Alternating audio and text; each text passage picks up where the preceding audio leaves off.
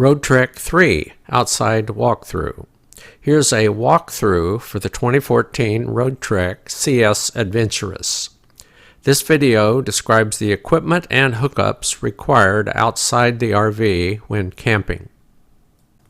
This picture shows all the hookup connections on the left side of the RV and shows the water hoses, the TV coax, and the electrical power cord. Everything shown in the picture is included with the RV. Most of the items are also found in RV or hardware stores.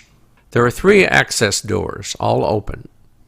Most connections have a dust cover or a door to protect them. I'll describe the connections from left to right.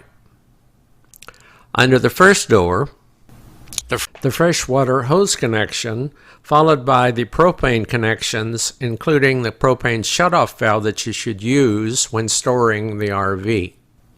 Under the second door, the wastewater dump hose. The hose pulls out for use and has a white fitting with a shutoff valve on the end. The black water and gray water dump valves. The macerator knob that you turn to unclog the macerator. This gray door covers the TV coax connection for your cable TV in your campground. And lastly, under this door is the flusher hose connection. Under the third door, this is the cover for the power connection. This end of the power cable screws into the fitting under the cover to provide shore power to the RV. Water hoses. I'm holding the freshwater water hose. It has a brass regulator on the end to protect RV hoses and the RV plumbing from excessive water pressure from the RV park. It's hard to see in the picture, but the regulator is connected to a hose Y that has shutoffs on each side. The freshwater hose is connected to one side of the Y, and the flusher hose connects to the other side when you're using the flusher. The flusher hose is on the ground in the middle and is marked on each end with black electrical tape to distinguish it from the freshwater hose. The cable TV coax is next, and then the 30 amp RV power cable. Yellow wheel chocks for the front wheels are on the right. Here's how to set up camp in a RoadTrek. First, open the 3 connection doors. They all have supports, so you can flip them down to keep them open. You're probably going to want to level the RV before you connect. Get a bubble level like this and put it inside where you can see it as you drive forward and back. Get a set of leveling blocks that interlock so you can have different heights. It's trial and error. Rearrange them and drive over them until you have the RV level. You're probably going to want to hook up shore power. That's this cable here. It has a 30 amp plug on this end and a fitting on the other end that locks into this socket here. I recommend using fresh water from the RV tank to shower and wash dishes instead of hooking up the shore connection. That makes it easier to disconnect the RV for shopping and sightseeing trips. Fill the tank when it's less than 1/3 full and add 1 teaspoon of bleach to purify it. I recommend drinking and cooking with bottled water.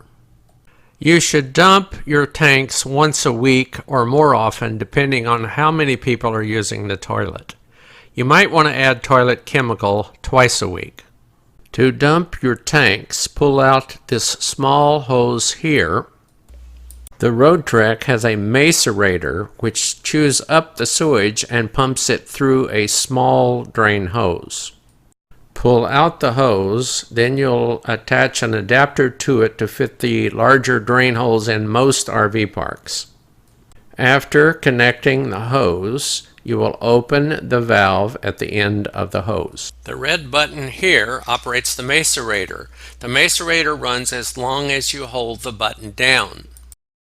After you hook up the drain hose, pull the black drain valve for the sewage tank, hold down the macerator button to pump the sewage into the drain.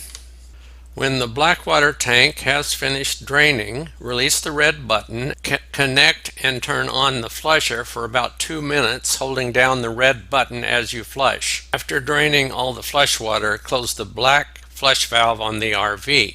Open the gray flush valve on the RV and then hold down the macerator button until it has finished draining. Flushing the gray water tank also cleans the hose used to flush the black water material.